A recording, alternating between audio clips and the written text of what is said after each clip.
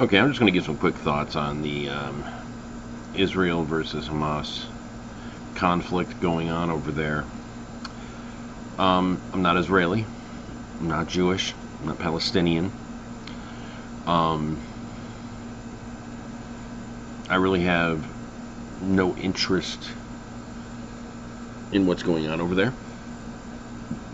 When I say interest, I don't mean interest is in something that catches my attention. I mean, I have no vested interest in anything happening there.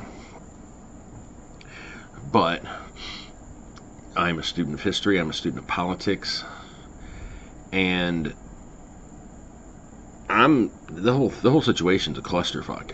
It's the best way to put it. Who's right, who's wrong? Frankly, no one's right, everybody's wrong. That's the way I view it. The whole thing, I've heard different reasons for it. The most accredited source I've heard has basically said that it started when 3 Israeli students went missing. It was believed that they were kidnapped by members of the Hamas. I'm probably mispronouncing that, but sorry. And then they were found dead, executed. That's about as simple as I can put it at that point. The Israelis did a massive manhunt, and then they started bombing. Their opponents basically said that they already knew that the kids were dead, and that they started the manhunt not because they were looking for the kids, because they wanted to arrest various people. And now that it's been going on, nearly 200 Palestinians have been killed. Last I heard, it was only 1 Israeli killed. And I've heard a number of different opinions on things over there. I saw a video of a guy who broke down what the problem is over there. He said, the problem's simple, the solution isn't. The problem, he said, is one side wants peace, one side wants to kill the other side. And they won't agree. He said that if Israel laid down their arms, all the nations around would move in, and there'd be massive bloodshed, basically another Holocaust.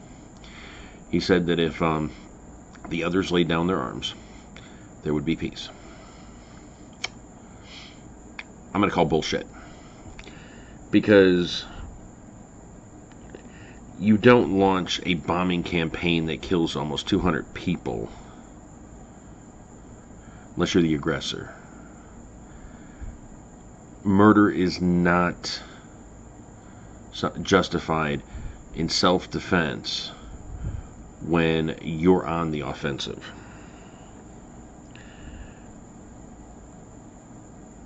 That's the best way I can put it. The whole thing reeks to me. And you know what it reeks of? It reeks of England and Ireland. That's a situation that went back for years. The English and the Irish constantly conflicted over who controlled what. Were the Irish free? You had the IRA, the PIRA, all labeled as terrorists. You had the English army, which were basically labeled as brutal thugs. That's exactly what I'm seeing here. Except now, where England did it as the monarchy, Israel's doing it in the name of religion.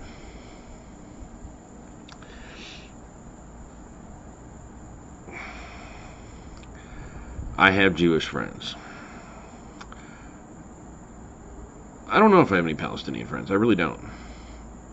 I might have met a couple people, but I can't think of anybody off the top of my head who is definitely Palestinian. Doesn't matter. They'd still be my friends. They've all got their viewpoints. I will respectfully disagree with them.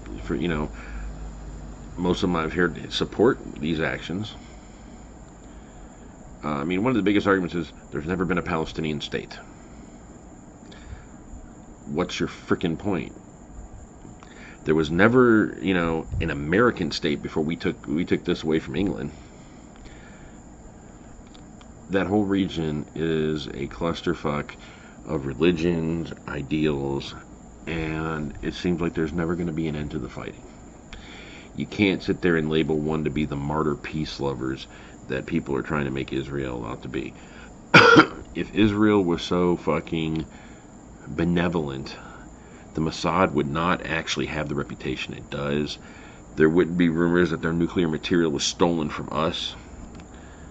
I mean, that's basically like saying that anything that was done during the Cold War can't be held against us.